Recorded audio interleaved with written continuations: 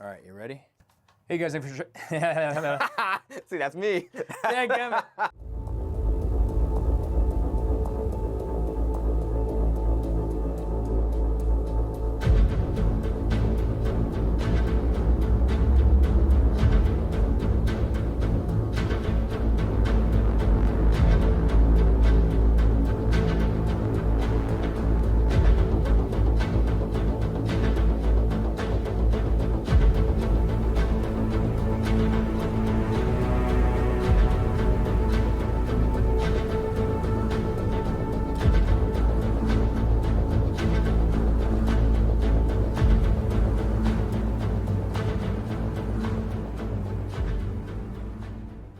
Hey guys, thanks for checking out another HatchetCast episode, and today we are doing a Q&A episode. So I had 2 YouTube posts that I put up asking, hey, whatever questions you guys had, gear related, gun related, any type of things that are happening currently around the world related, I'd answer them, and so that's what this is That's what this video is for. You sound like me now. I know, it's free.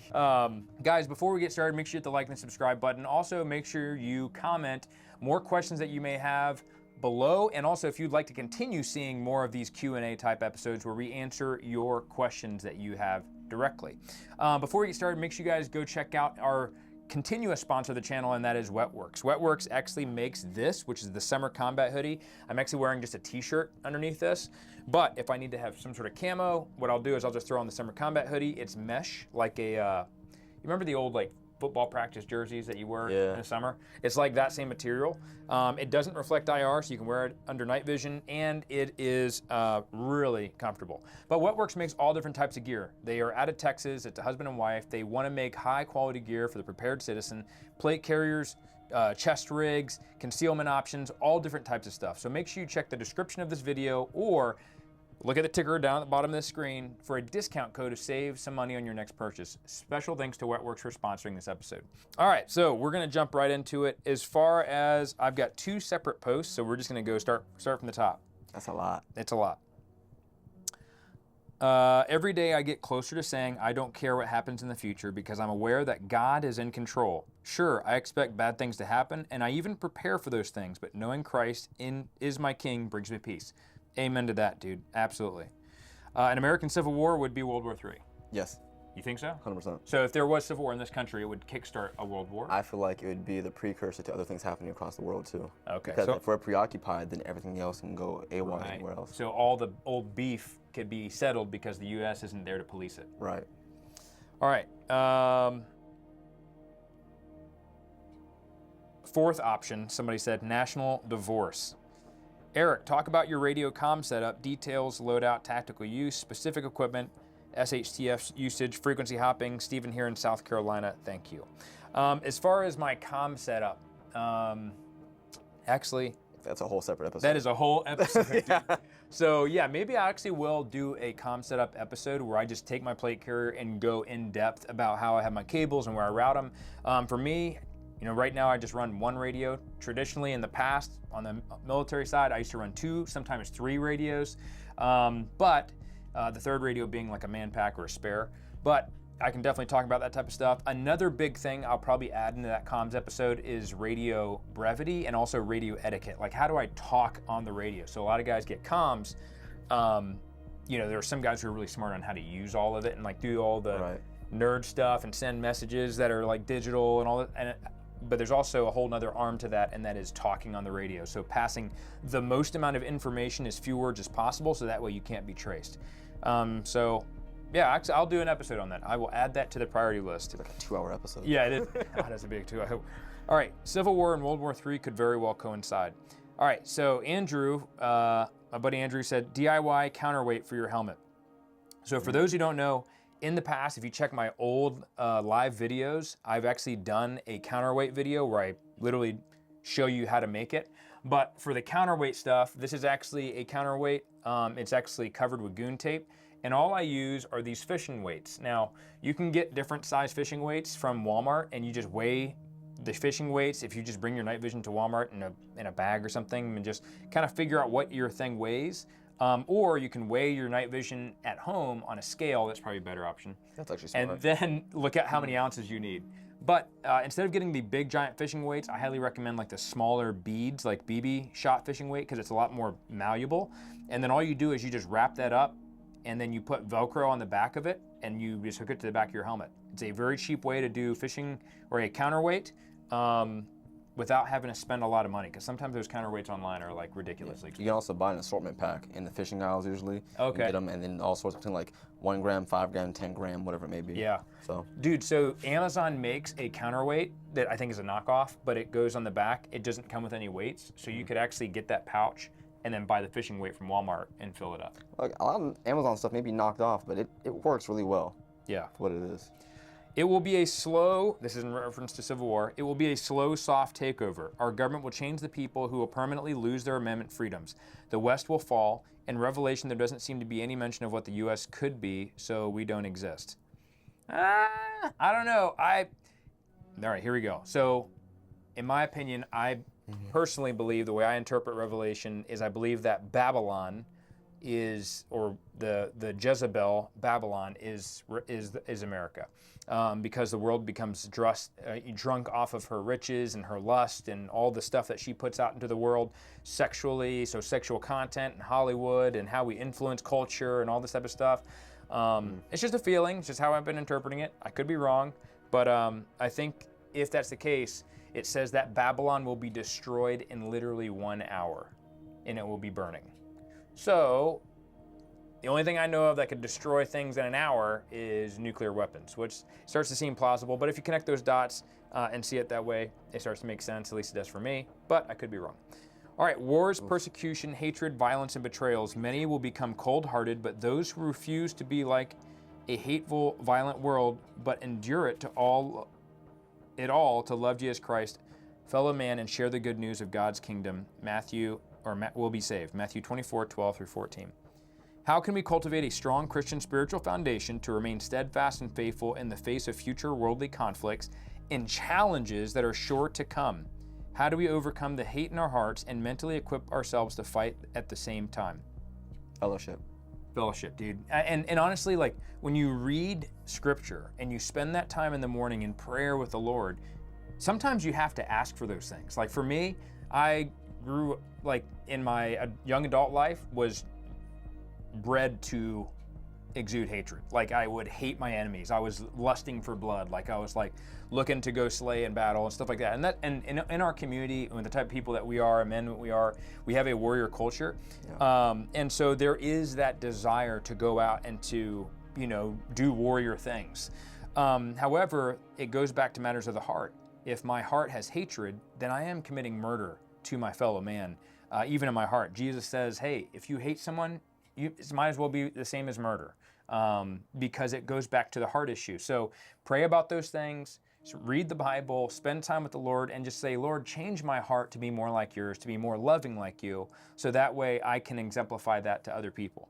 And whether you're in combat or even walking to work or driving to work and just interacting with your coworkers and your family, you will still have the same peace and also the same heart of Christ no matter what the situation. Well said. You've done a bunch of thermal reviews. I'd like to see a breakdown of what your top picks and favorites are. Well, you just got the DNT Hydra. I did. What do you think about it? As a standalone, works well. Mm-hmm. As a clip-on, Dallas brought to my attention when you have it in front of the optic, it gives you like this fisheye effect, kind of. Yeah. I didn't notice it because I was always well behind. It's my rifle. I'm really well versed with it. So when behind it, I don't notice it. But the minute you kind of come out of the optic a little bit, or like you get with the parallax, you see the fisheye. Other than that, I zero the optic to my actual, or zero the thermal to my optic, and it works just fine. I hit out to 400 yards, no problem. Nice. But I did notice it's slightly off to my optic. So when you try to use the magnification on the thermal itself, the zero is off at that point. Interesting. Then. So I've noticed that. Okay. Yeah, I mean, I like the DNT Hydra as a standalone optic, like just using the scope reticle inside of it. I tried doing it as a clip-on, it wasn't working out, so I was like, I'm just gonna run it as a scope. But as far as a scope, I would say DNT Optics has really good thermal stuff, and the Infatac Mini Thermal was really cool. It's also cheap, like it's $6.99. So you can get thermal capability even just for situational awareness for $6.99. Would you throw it on a pistol, or would you keep No, it as I would no. rifle? And I would not put it on a pistol. It's training bad habits. If you're shooting red dot, you have to always be target fixated. Right. And this is literally undoing all that hard work by making you focus on a screen, and it's like coming back at your eye. So it's like, can you make hits? Sure. Can I shoot a slingshot at, or make some sort of contraption and try to, flip a can until it stands upright? Yes. Right. But it's not meant for that, right? At least I don't think it does well in that capacity. So, but I think it's a great little thermal. Oh yeah. What are your physical requirements for your classes? I've lost over 50 pounds in preparation to sign up for one because I know Eric will run you. Working on my fitness level, but just curious about where I need to be physically so that I can absorb the class and also not embarrass myself too badly. It's not really outlined in the class description, Contender Carbine, so I thought I'd ask here. God bless, brother. There's a lot of people of all different weights and different areas in their health. So we do some run and gun stuff in Contender class, but I'm never gonna push you past what you're not comfortable doing, whether it's physically or skill-wise. So you can totally sign up for it, and as long as you have good safety and a strong foundation in the fundamentals, you're gonna get a lot out of the class. Best caliber and setup for home defense. All right, I have some opinions on this. Okay. So when it comes to women and children, I think a PCC is great. Yeah. Because it takes the hardness out of holding a pistol with both hands, trying to focus it. It's up against your shoulder, you're pulling against it, you have your strong hand on the pistol grip, and you're pointing and shooting. Very simple. Anything else, maybe 300 blackout would be good if you wanted to. But in my opinion, if your pistol's next to you, I feel like it's right then and there. You don't have to do anything crazy. It's just, you use it all the time. I feel like the pistol would probably be the best. Yeah.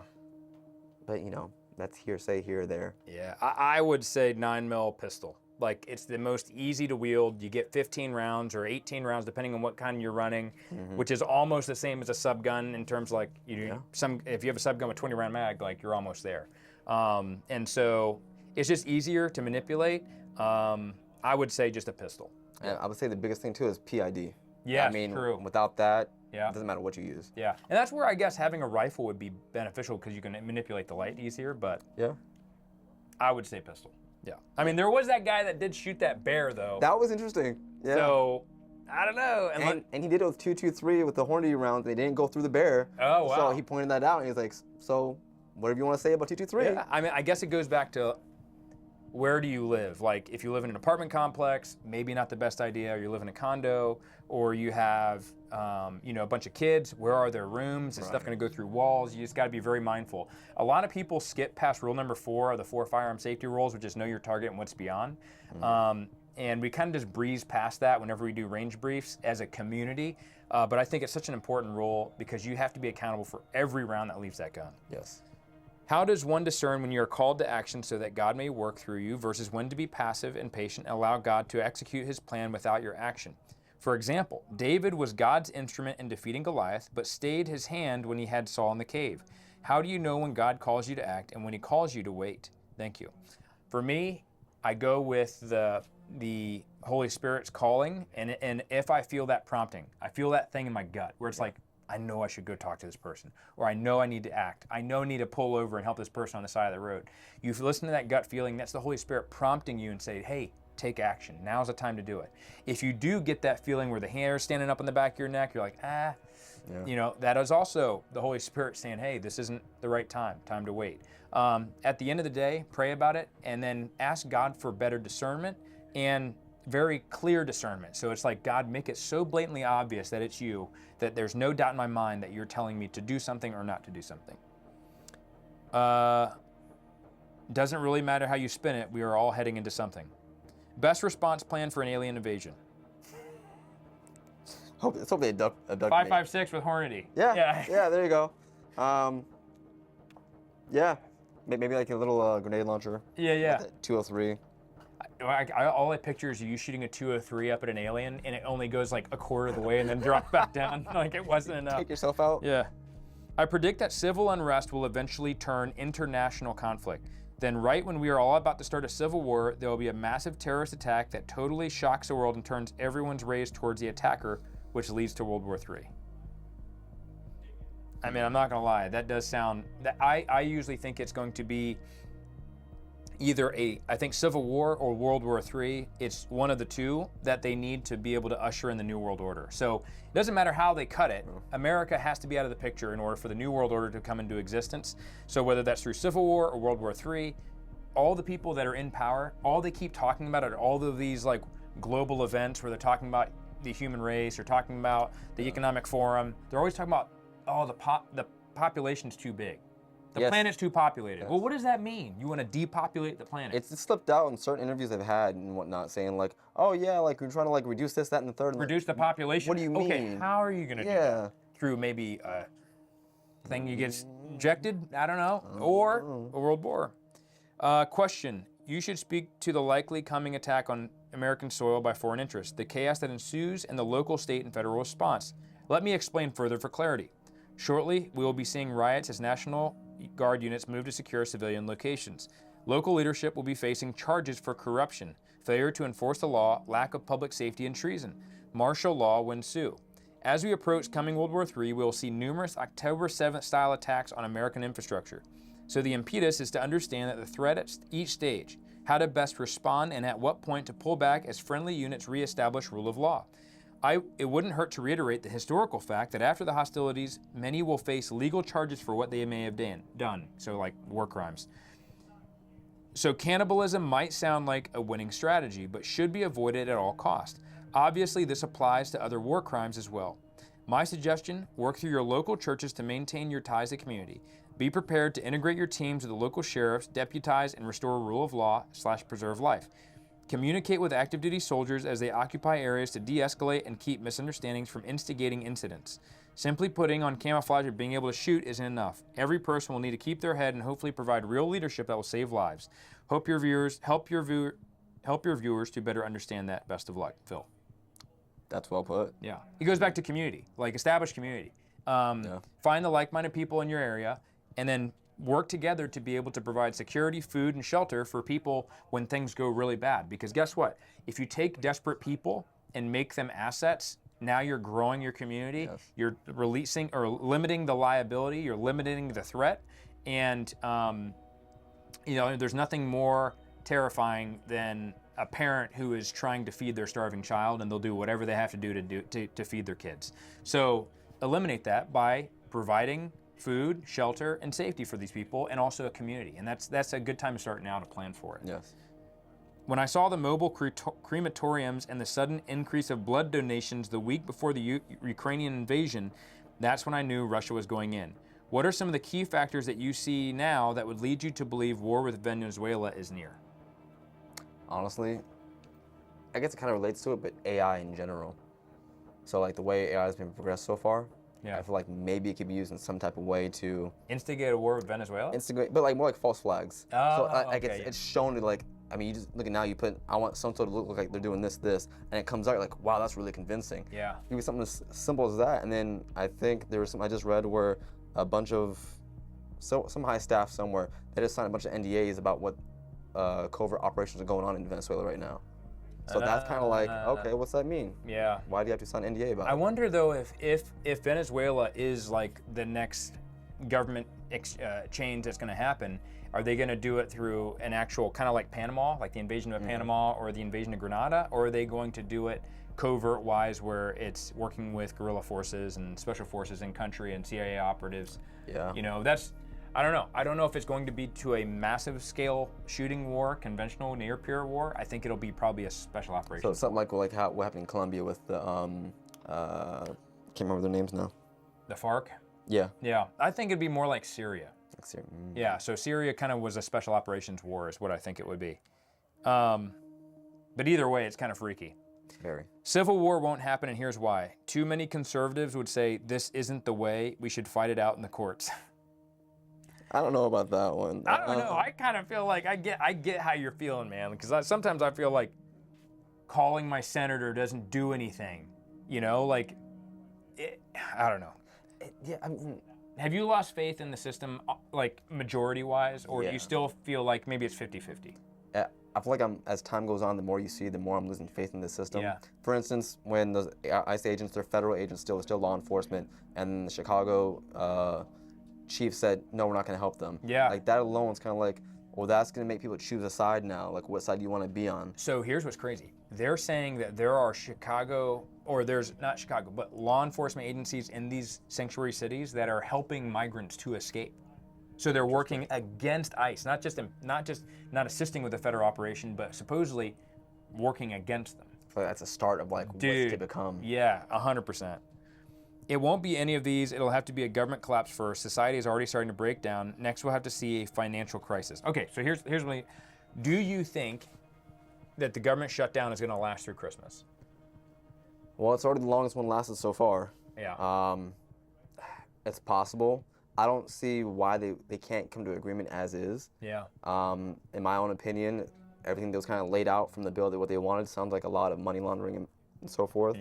So I don't know. I mean, it shouldn't, but who knows? This is already like a new precedent. It's lasted well over almost a month now. I think it's like 28 days. Yeah. And so here's the other thing. It's like in like 2 or 3 days, all the food stamps and EBT is not going to go through. And that's, if you want to see chaos, take food from people, make them like they can't get food. That's when chaos starts to ensue. Yeah. So maybe this is, again, the precursor to something. So one of the things that I'm concerned about is the fact that they're probably going to be seeing EBT riots, because you've seen all online where people are like, if I don't get my EBT, then I'm just going in the store and I'm stealing it. Like, have you seen that? Yeah. It's all over Twitter or X. And so there's like, I'm taking what's mine. There are 42 million people that are on food stamps. Yes. See, the thing is, like, if that does happen, it's gonna come across the wrong person. It's gonna become a self-defense event, and then from there, I feel like it might escalate. You know? Well, I mean, if they have to settle these riots, they're going to call it. They're talking about it being called the food stamp riot. That essentially people are going to be trying to feed their families. Workers are going to get laid off because people with food stamps aren't going to the store to buy groceries. Those people aren't going to be able to pay for things through Christmas because they're laid off, and then you're going to start to see them trying to apply for food stamps that they can't get. So I don't know. I think we've been so attached to the system for so long. People have gotten so used to suckling on the government that they don't know what to do without it. See, and that's the thing. Like, you'll see people, like, I've seen multiple videos where like, yeah, like, no, you're gonna pay for this, you're gonna pay for that, while I'm getting this Prada, this bag, these nails, these shoes. I'm gonna drive my car that's, $900 a month. Where like you have the money to do it in a way, kinda. And I'm not saying that you shouldn't get assistance. Yeah. But if you're not being responsible with your money, like, how do you expect? I know plenty of people that don't have anything nice, but they're surviving. Yeah. They don't have no nice shoes. They get new clothes maybe every year or so, but they're surviving, and that's kind of like what it sucks to say, but that's the reality of life. I think that people with that type of mindset, they're going to do what they're going to do. Yeah. And the key is what is the response and how do we control that? I mean, if there's 42 million people, how many of those people are actually going to act out? And then what's the response to stop them from doing that? Imagine if you have a bunch of people, there's like, screw it, I'm going in the store to steal, and those people who are struggling be like, well, these people are all stealing stuff, like, they can't get all of us. Domino effect. Yeah. I don't know. For whatever reason, I think it's going to be bigger than we realize. In Europe, civil war coming for sure. Oh man, I mean, they're already cutting down all those cameras and whatnot. They're trying to put in digital IDs. Dude, in Europe, it seems like all of those governments over there just hate their people. Like, they just hate their own culture. They hate their own people. They want to destroy all of that type of stuff. Like, when there's a guy in Germany that got arrested for having a German flag outside of his house. That's insane. And then there's people who are getting arrested for having a British flag outside their house. You're repping your own country and you're getting arrested for it? Yeah, because it's a hate crime. Or getting arrested for likes, or getting arrested for commenting on a post. Like, Europe, man, is in big trouble. And if the thing that scares me about it is they're also wanting to still go to war with Russia. And I'm like, dude, if you want to have your country go to war with another country, the people in that country better be motivated to do that. Otherwise, it's not going to be a very long war. That sounds a lot like an authoritarian or a dictatorship. See, this is why I go back to, I feel like there's a globalist plan in place to destroy all these different countries. How do you get all the countries of the world to give up their government system to go to a one government system for the entire planet? Do you think... You dissolve the borders and you destroy the culture. Do you think it's like a collective government, or just certain people have influence? I think it is people who work for a global cabal that are in power that are making all these decisions, not because it's a smart decision or a dumb decision, but because they're told what to do. That's what I I think. think it's influenced by power or greed or a bit of both. I think it's a deliberate destruction for power. And it's like the prime ministers of these different countries don't work for the government. Behind the scenes, I think they work for a global elite that is trying to usher in a new age. See, I always looked at it as in, if you have 10 people in a room, there's one person in there that's slowly just throwing out little influences, little subtle things, Yeah. and eventually it picks up and takes traction. All right, World War III will happen, followed by a civil war, Russian Empire style. I mean, I think it's going to be either civil war or that will trigger World War III, or World War III will trigger civil war. Because if you, let's just say, for example, we went into World War, we go to war against China and Russia, a lot of people are getting killed in that conflict, and people are like, you know what, I'm not going in the draft, like screw this. Right. I'm not, like Vietnam style, but a million times worse because we're going to be in a world war. So like, then you have civil war where they're just fighting government forces who are trying to recruit people. We're seeing this in Ukraine, where Ukrainian recruiters are trying to kidnap people off the streets to force them and conscript them into the military. Problem is in Ukraine, the civilians don't have guns like we do here. So I think also like here, we're still fresh from the pullout and how that was handled and dealt with to put us right back into another war. I feel like that alone would create a divide. Yes, no, I agree. All right, here we go. There's a long one. Jesus Christ is Lord. I agree. Sincerely believe divine intervention is needed. As others have said, there is kind of no point worrying too much about it. Life is too fragile and short and too long to be stressed out about something that the powers that shouldn't be have already set in motion without anyone else's actual permission. They want us to lash out emotionally and be so demoralized we do nothing. Either way, they get what they want. They have the high-tech ground. I don't believe ETs exist, but the zero-point tech does, and they may still try a fake alien invasion to shock people into a one-world government, or just keep the death by 1,000 cuts game going. We need to band together more and more to reject the push against our wealth assets to help each other.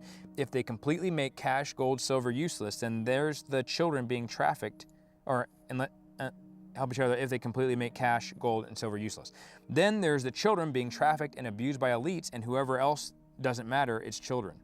Beyond all the other craziness are the children, not the most important issue.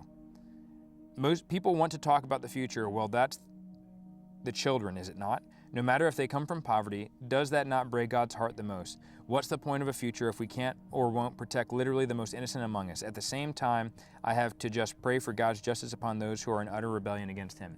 I will say that it makes me depressed as a parent to see the world that is being handed off to my kids.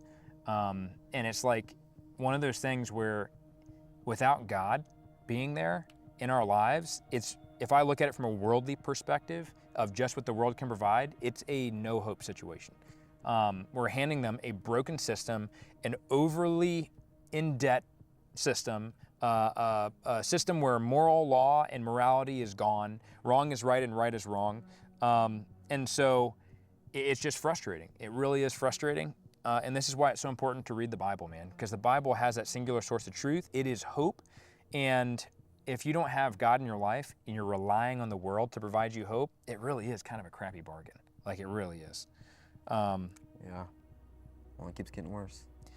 I just got into a BCM 14.5, whereas my only AR was an 11.5. I have a mountain of Remnant 223 that has never failed in my 11.5.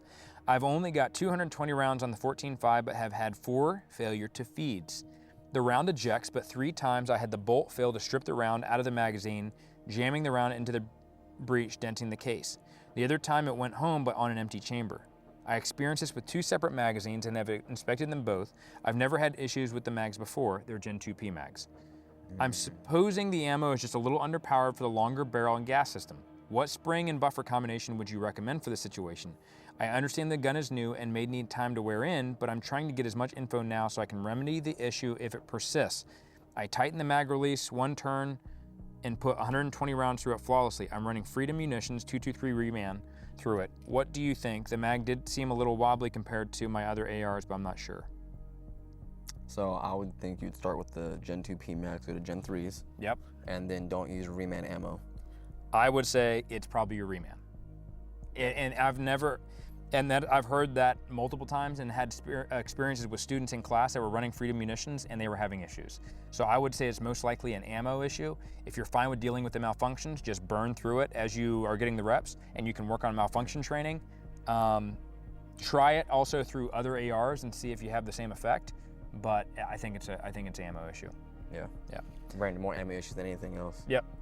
And then what you could do is just buy some different type of ammunition, so like 5.56, different manufacturer, different grain weights, and see if that runs. If you have like 100 rounds of 3 different brands, and if you have none of those issues, then you can isolate it to being Freedom munitions. Yep. All right, let's see here.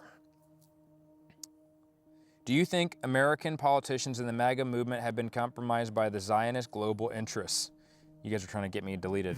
Secondarily, do you think the elite would ever allow their exposure with an official disclosure on tech and happenings in the shadows, UAP, free energy tech, or would they push World War III or Civil War instead to distract and unite us under a war footing? I think the UFO phenomena has a big part to play in it, because every single conflict from World War I to World War II and now going to World War III, the one thing that was in common was there was a higher technology that essentially equaled out everything, where they were like, okay, this is gonna stop the war. So in World War I, it was like airplanes and tanks and mustard gas and the machine gun. In World War II, it was the nuclear bomb. The nuclear bomb literally stopped that war. And so in World War III, what will it be? In my opinion, if we do go into World War III, you're gonna see a massive explosion of UFO activity. But a lot of other UFO cases, dude, had a lot of interest in nuclear facilities. So there's actually a whistleblower who worked at a nuclear facility and a nuclear base, and all those nuclear missiles are hardwired. So it's not like Bluetooth and stuff like that. Like it's a push a button, wire to this thing, that turns on, whatever. So you have, it's not connected to the net. That'd be interesting. There was a UFO that was outside of the missile silos, and a security forces airman was like, hey, there's a UFO hovering above our silo. It went to different silos and shut them off. It literally turned the nukes off. Like, they're like, hey, this nuke just went offline. It's not possible. I think, wasn't there one in Russia where they activated all the nukes and then just before launch, it all stopped? Yes. Yeah, there's a UFO that turned all the nukes on, and right before they were about to launch, they couldn't cancel it, they couldn't turn it off, the UFO turned it off. That's some scary stuff. Yeah, dude. So maybe there's UFO activity I think the UFO stuff comes from the global cabal. I think it's the elite. I think there's a super dark group that links back to Genesis 6, if you know what I'm talking about. This is a huge, deep rabbit hole we talk about on the podcast, but I think they've been here for a long time. Do you think we are already in possession of said craft? I think so, but I think it's just like the scraps. Okay. Yeah, it's like, here's the scraps. I do believe we have remanufactured craft that was created by the military-industrial complex and these companies. However, the original craft operated by the beings, I think they've been here for a long time. There was a story I heard where they were doing underwater surveys and they found a craft underwater and it looked to be very old. Yeah. I think they carbon dated it, something like that. But as they're going across with one of the rovers, they seen this weird craft had an American flag on it. Oh. So it's like, well, is it something that was from the future? Did it come back? Or is it something that's like a universal like symbol or something like that, maybe? I don't think it's a time machine. What I really think it is I think that it's been here for a long time. Maybe it was a reverse engineered craft that they were able to use and it crashed. But I think the original machines and the original technology is created by, in my opinion, hybrids. Hang on here. But I think it's been here for a long time. So we could deep dive into that on the podcast. But yeah, I think that that's the global cabal that's behind the scenes, working with humanity, who are human beings who are evil, to try to be able to develop a one world government system. Interesting. Should conservatives be organizing counter-protests to combat the rise of anti-American, pro-communism sentiments across the country? We're seeing a rise in protests by the conservative elements of European countries. Should the U.S. be following suit? Someone said, no, nothing good will come from playing in the street. Americans on both sides should organize and peacefully protest. I mean, just like anything else, if you meet force with force, you know, at least you know you're on an equilibrium. Yep. So I say it's in your right to. Okay. You know, nothing wrong with it. I think the issue is when you have these people that want to escalate it, and they purposely do it. Yeah. And then people follow suit. I think it also, it sets you up for bad actors to be in the group disguised as you, Yeah. and then giving reasons for why the media can twist things and develop you into a narrative. So just be careful. I think that's what happened with, you know, a couple years ago in a place that we all know of. But yeah. All right, power solutions for gear out in the field. What makes a good setup? Solar, lots of rechargeable batteries. Non-rechargeable batteries still have a place? Yes. Okay, so what would you pick?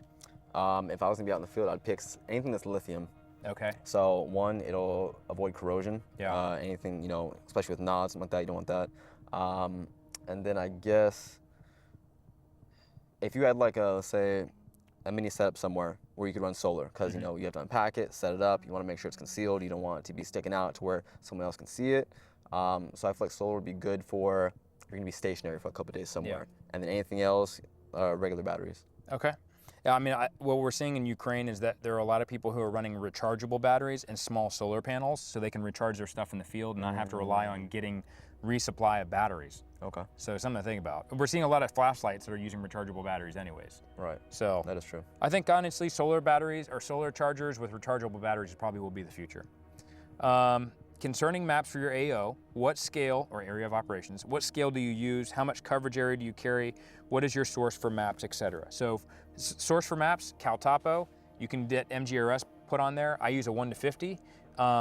If you're gonna be traveling, you know, further than 10 clicks, 15 clicks, then maybe get a new section of map, but a 1:50.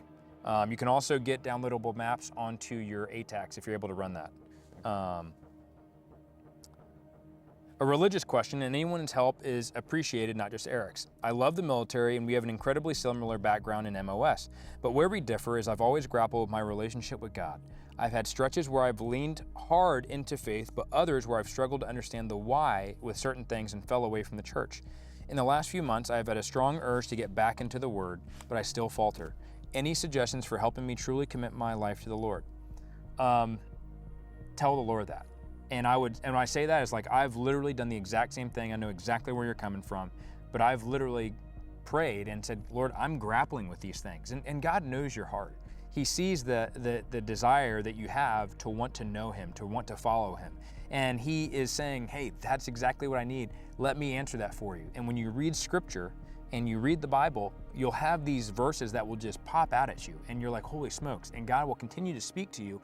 And sometimes even supernaturally through dreams. I've never had that. I've had a couple of dreams that I believe are from the Lord, but nothing in a supernatural, like miraculous way where I was like so clear cut. But it's always been through people, circumstances, and the Bible. And so continue to read the Bible, open your heart up to the Lord, and ask Him for His guidance with you, so that way He can continue to show you more and more of His love and have Him work in your life.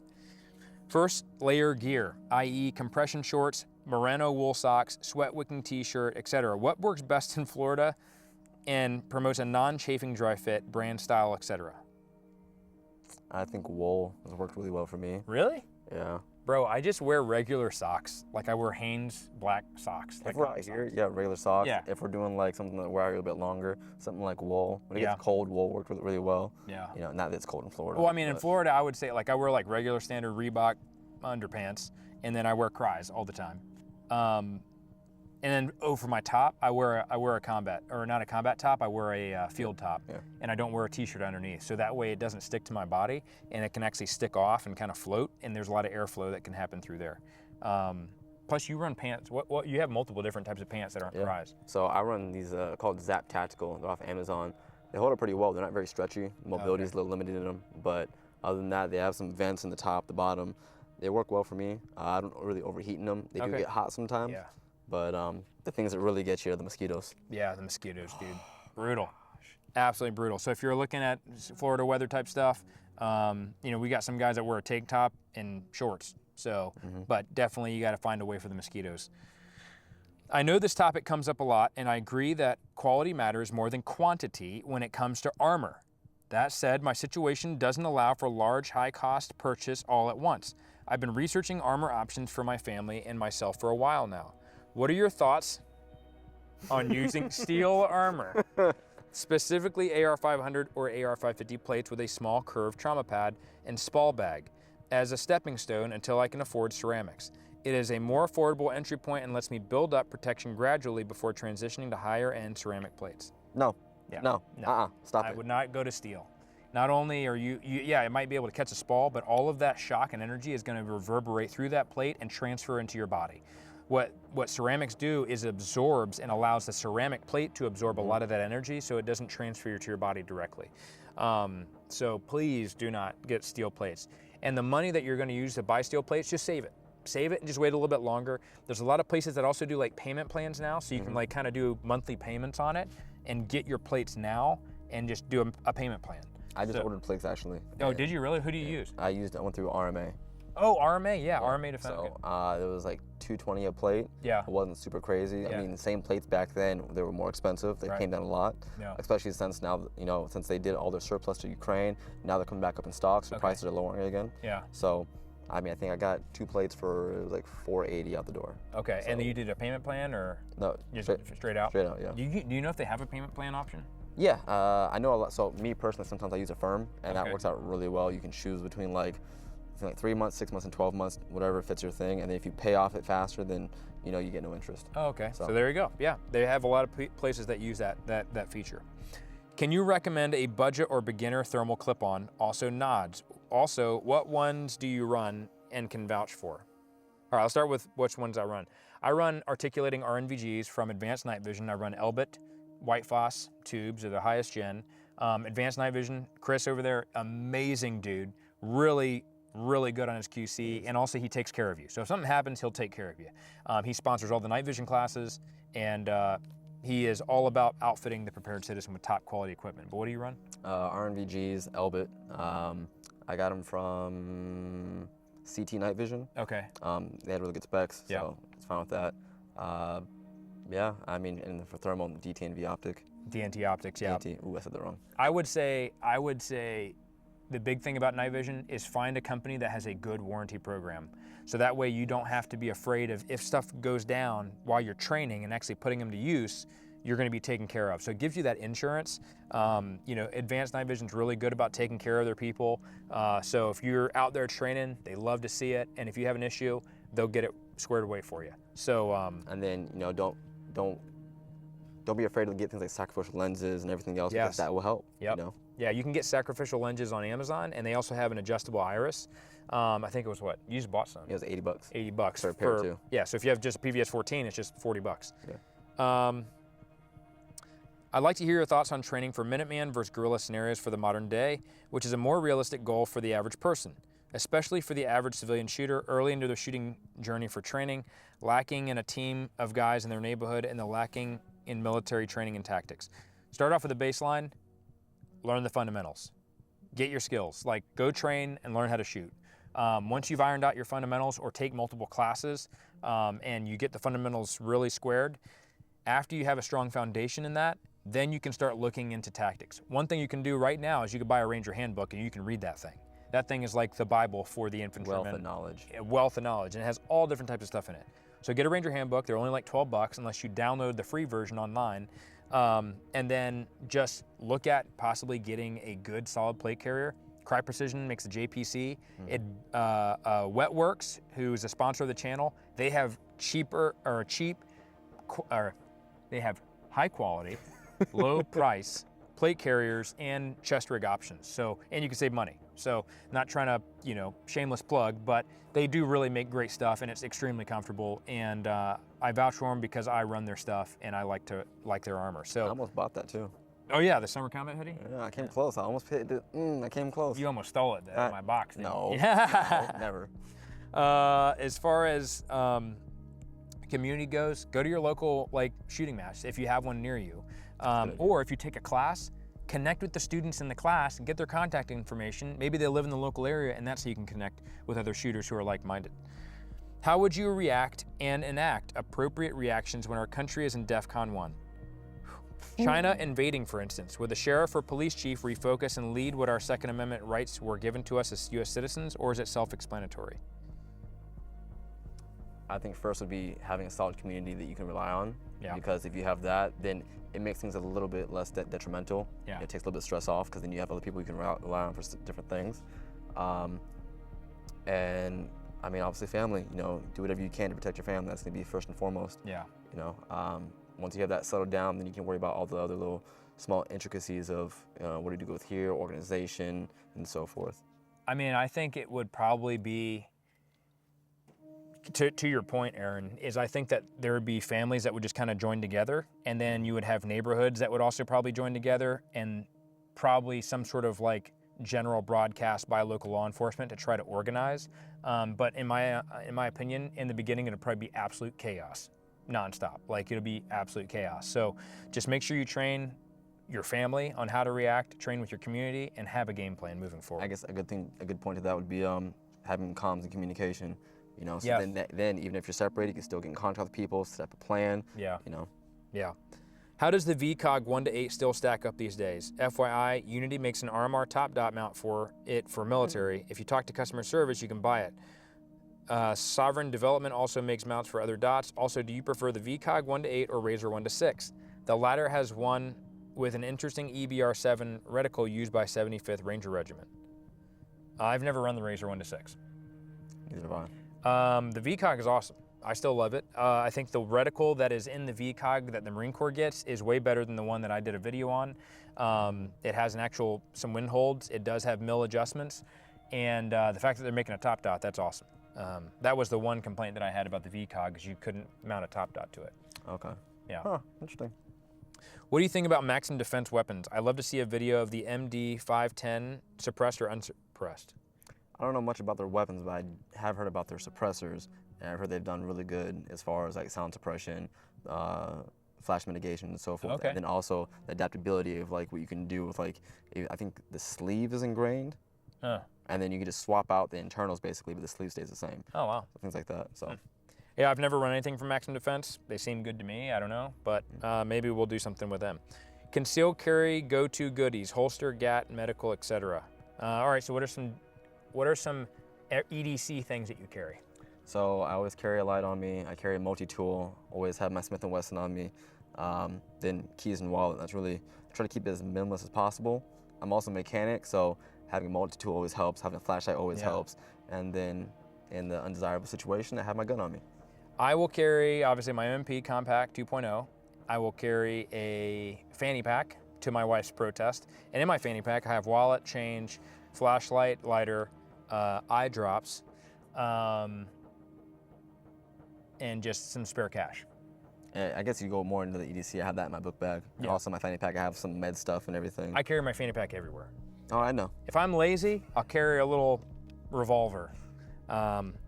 Okay, what red dot do you like for general purpose rifle for home community? What red dot do you like for general purpose rifle for home defense and community defense? Are duty rated optics like EOTech and Aimpoint important for civilians to prioritize? I don't think that you have to have an Aimpoint or a Holosun, or excuse me, an Aimpoint or an EOTech to be able to have a good dot.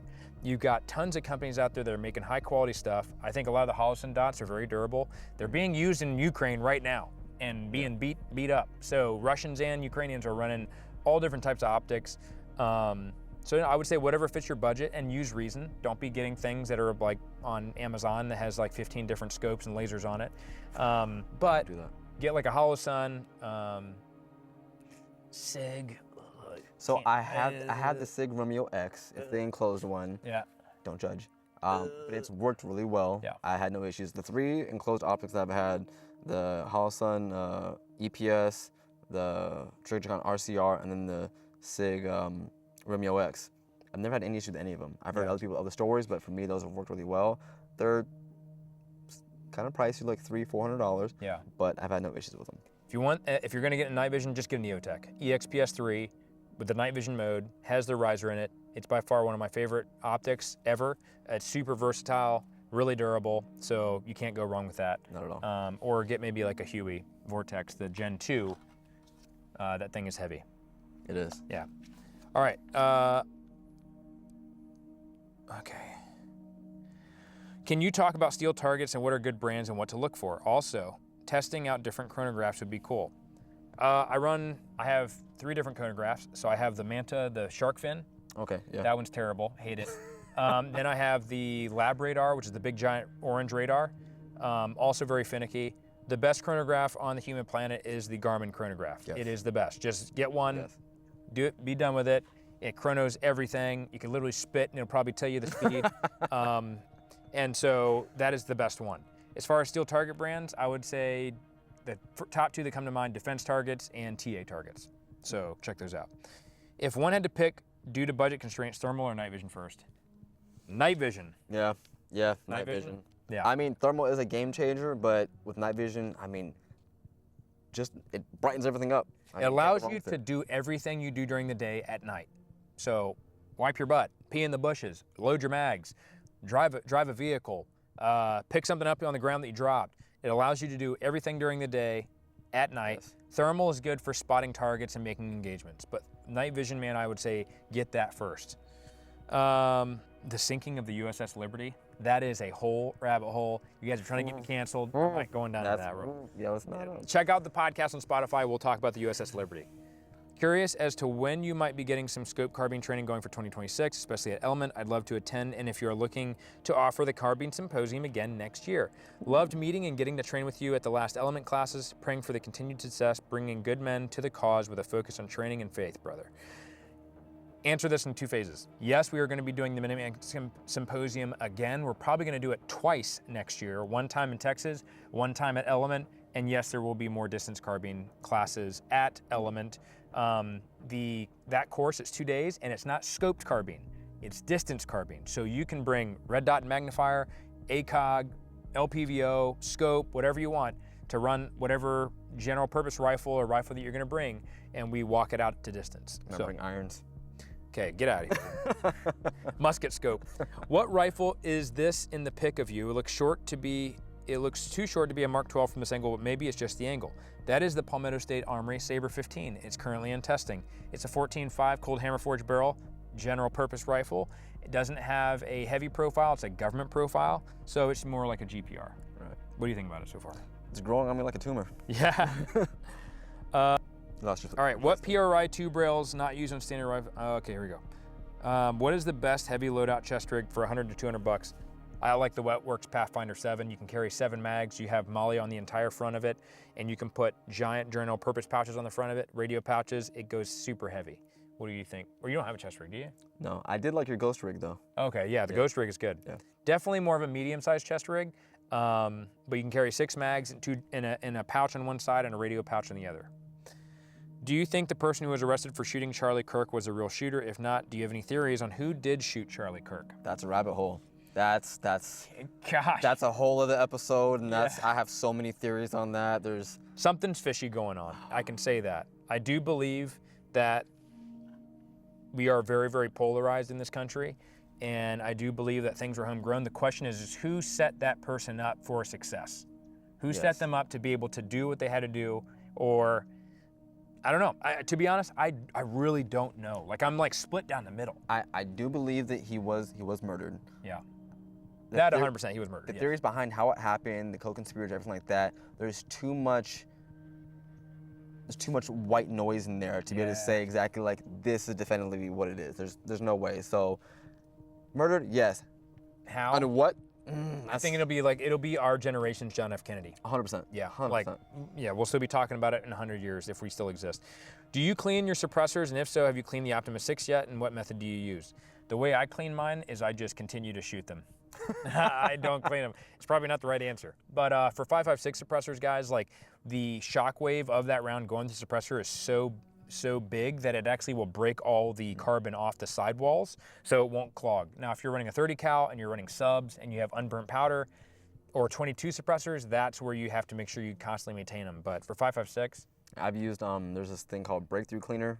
You buy a kit, it comes with a graduated cylinder, you get the liquid, you pour it in there. I've cleaned out my Huxworks and my Turbo T2. Cleans them pretty well. The Huxworks, you just shoot it once it's cleaned, it gets everything out. T2 I dry out and everything and shoot that too. It's cleaned them pretty well. The T2 I've put the most rounds through, probably right around 10, 15,000 now. Okay. And it still has one of the best flash signatures that I've seen. Nice. So. I just ordered a TNTE custom Roscoe 12.5 upper with a patrol length gas system. What buffer and spring setup tunes the best with the patrol length? Never had a patrol length system before. I would say just get an H2 buffer and a Sprinko spring. So like a heavier Sprinko spring. What is your current thinking for an optimal SPR optic? Are you still running the NX8 2.5 to 20? The 2.5 to 20, or a Leopold Mark V. Those are my two favorite optics. Yeah, that's all you right there. I would also say, can't go wrong with the Trijicon Credo 2 to 10. You run that too. Yes, yes. It's still, I mean, compared to Leopold, It's a good budget. Yes, It's a good budget. Leopold does some nice things. Night Force obviously does great things, but my Credo hasn't let me down yet. I've even dropped it, and it still works just fine.